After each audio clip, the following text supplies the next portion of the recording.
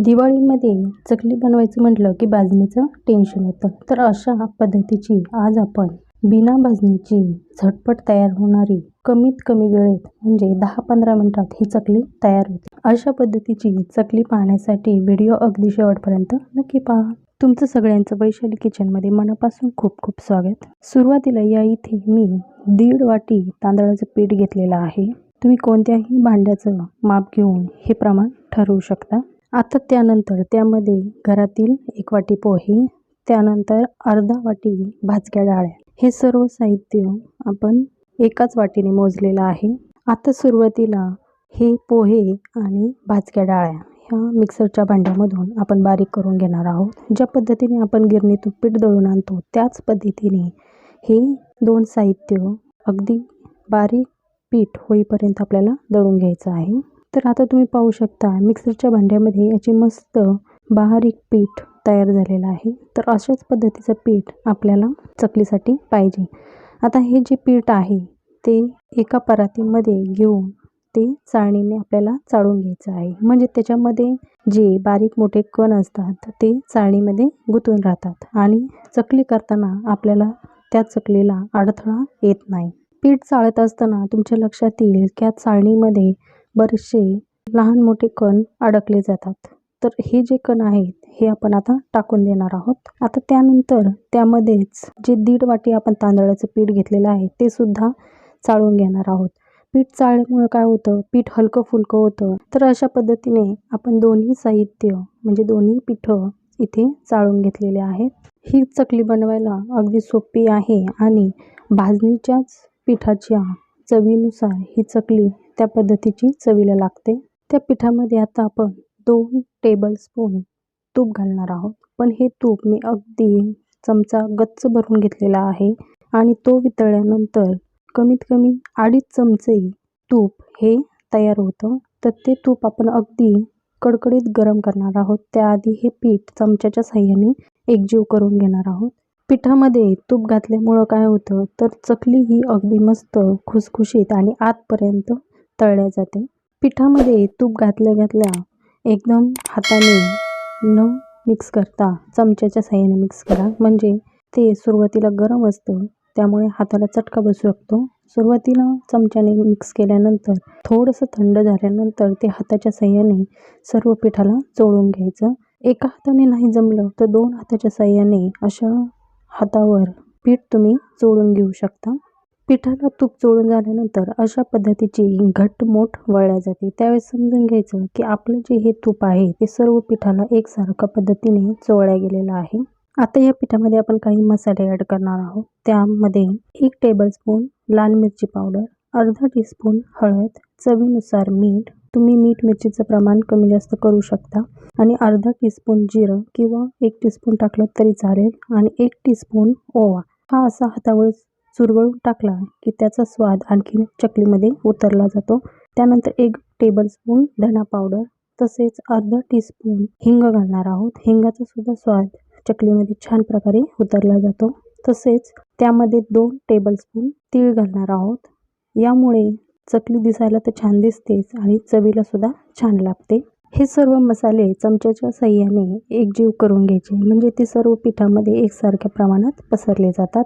आपण बऱ्याच वेळा पिठाची उकड काढतो तर इथं उकड न काढता या वाटीने म्हणजे ज्या वाटीने आपण पीठ मोजलं त्याच वाटीने 2 वाट्या पाणी गरम करायचं आहे आणि ते पिठामध्ये असं थोडं प्रमाणात घालायचं आहे. घातल्यानंतर ते चमच्याच्या साहाय्याने एकजीव करायचं आहे. कारण ते पाणी गरम असतं, हाताला एकदम चटका बसू शकतो. त्यामुळे सुरुवातीला ह्या पद्धतीने चमच्याच्या साहाय्याने ते मिक्स करायचं आणि नंतर थोडंसं थंड झाल्यानंतर ते हाताच्या साहाय्याने पीठ मळून घ्यायचं आहे.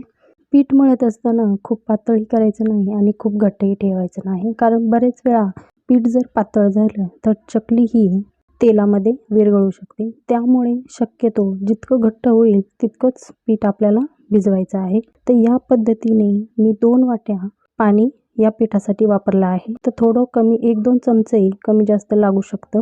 हे पीठ आपल्याला 10-15 मिनिटासाठी किंवा अर्ध्यासाठी जरी झाकून ठेवलं तरी चालेल. पिठाला काहीही होत नाही. पण पीठ भिजल्यानंतर चकली अगदी मऊसूत आणि छान पडते. चकली बनवताना आपल्याला ह्या ताटलीचा वापर करायचा आहे. म्हणजे सुरुवातीला जी खरपुडी बाजू असते, खळखळ करते, ती वरच्या बाजूने घालायची आणि खालच्या बाजूने मऊ बाजू ताटलीची सोऱ्यामध्ये घालायची आहे. म्हणजे चकली पडताना ती एकसारखी आणि काटेदार पडते. त्यानंतर सोऱ्याला चमच्याच्या साहाय्याने किंवा हाताच्या साहाय्याने थोडंसं तेल लावून घ्यायचं, म्हणजे पीठ आपलं अगदी मऊसूत सोऱ्यातून पडतं. सुरुवातीला एक गोळा घेऊन अशा पद्धतीने गोल करून घ्यायचा, किंवा जर पिठाला चिकनाई नसेल तर थोडा थोडा गोळा करून तो छान प्रकारे मळून चिकटपणा त्यामध्ये येऊपर्यंत तो मळून घ्यायचा आणि नंतर तो अशा पद्धतीने सोऱ्यामध्ये दाबून भरायचा आहे. सोऱ्यामध्ये भरत असताना अजिबात हवेची पोकळी राहील अशा पद्धतीने पीठ ठेवायचं नाही, अगदी गच्च भरून सोऱ्यामध्ये पीठ भरायचं आहे. अशा प्रकारे सोऱ्याला झाकण बसवून सोऱ्या पॅक करून घ्यायचा आहे. त्यानंतर सुरुवातीला चकलीचा मधला गोल वेढा जर होत नसेल तर सुरुवातीला तो गोल करून घ्यायचा आणि त्यानंतर अशा पद्धतीने चकली वळून घ्यायची आहे. तुम्हाला हवी त्या आकाराची तुम्ही लहान मोठी चकली वळून घेऊ शकता. तर इथे मी कमीत कमी 3 किंवा 4 वेढ्याच्या चकल्या बनवलेल्या आहेत. तर तुम्ही हव्या त्या पद्धतीने चकल्या तयार करून घेऊ शकता. चकली तेलात सोडायच्या अगोदर सुरुवातीला आतमधील चकलीचं टोक आणि बाहेरील टोक हे कडेला चिटकून घ्यायचं आहे, म्हणजे चकली तेलात सोडल्यानंतर ती तुटत नाही किंवा पसरत नाही. एका वेळी सर्व चकल्या न पाडता तुम्ही 10-12 चकल्या एका वेळी पाडू शकता. तर त्यानंतर मी इथे तेल तापायला ठेवलेलं आहे. तेलामध्ये थोडासा पिठाचा कण घातल्यानंतर तुमच्या लक्षात येईल की तो लगेच तरंगून वर येतो. तर अशा पद्धतीचं आपल्याला सुरुवातीला हाय फ्लेमवर तेल तापून घ्यायचं आहे आणि त्यानंतर चकली सोडायची आहे. चकली सोडल्यानंतर ती लो टू मीडियम गॅसवर ठेवायची आहे, म्हणजे चकली ही आतपर्यंत अगदी खुसखुशीत तळल्या जाते. ती आतपर्यंत तळल्या गेल्यानंतर कच्ची राहत नाही किंवा वरच्या बाजूने खूप एकदम लालही होत नाही. कढईमध्ये जेवढ्या चकल्या मावेल तेवढ्या चकल्या आपल्याला सोडायच्या आहे. थोड्याशा बुडबुड्या कमी झाल्यानंतर चकली एका बाजूने अशी उलटी करायची आहे. तिला जास्त वर खाली करायचं नाही किंवा उलट्या पलट्या करायच्या नाही, त्या खूप तेलकट होतात. अशा पद्धतीने चकली तळत असताना त्याची बुडबुड्या कमी झाल्या की नंतर ती चकली आपल्याला तेलातून काढून घ्यायची आहे. जास्त वेळ चकली ही तेलात ठेवू नका, बऱ्याच वेळा ती जास्त तळल्या गेल्यानंतर ती कडवट लागते. चकली काढून घेतल्यानंतर अशा पद्धतीने 2 झाऱ्याच्या साहाय्याने त्याचं तेल निथळून घ्यायचं आणि नंतर जाळीदार चाळणीमध्ये त्या चकल्या आपल्याला काढून घ्यायच्या आहेत. चकली ही जास्त डार्क रंगावर तळू नका, कारण तळल्यानंतर ही तिची कुकिंग प्रोसेस चालू असते, त्यामुळे चकलीचा थोडा रंग पुन्हा बदलतो. त्यामुळे सोनेरी रंगावरच हे चकल्या आपल्याला तळून घ्यायच्या आहे. तर अशा पद्धतीने आपण दुसरी बॅचसुद्धा कढईमध्ये सोडलेली आहे. त्या पद्धतीनेच आपण ही चकली तळून घेणार आहोत. अशा पद्धतीच्या चकल्या बनवायच्या म्हटलं की कुठल्याही प्रकारचं टेन्शन राहत नाही आणि ह्या चकल्या संपेपर्यंत कुरकुरीत राहतात, त्या संपेपर्यंत नरम पडत नाहीत. अशा प्रकारच्या चकल्या तुम्ही घरातल्या साहित्यामधून अगदी कमीत कमी वेळेमध्ये हव्या त्या वेळेला अगदी सहज बनवू शकता. अशा प्रकारे मी ह्या चकल्या इथे चाळणीमध्ये काढून घेतलेल्या आहे, म्हणजे याच्यामध्ये थोडंफार तेलाचं प्रमाण असेल ते चाळणीतून निथळून खाली येऊ शकतं.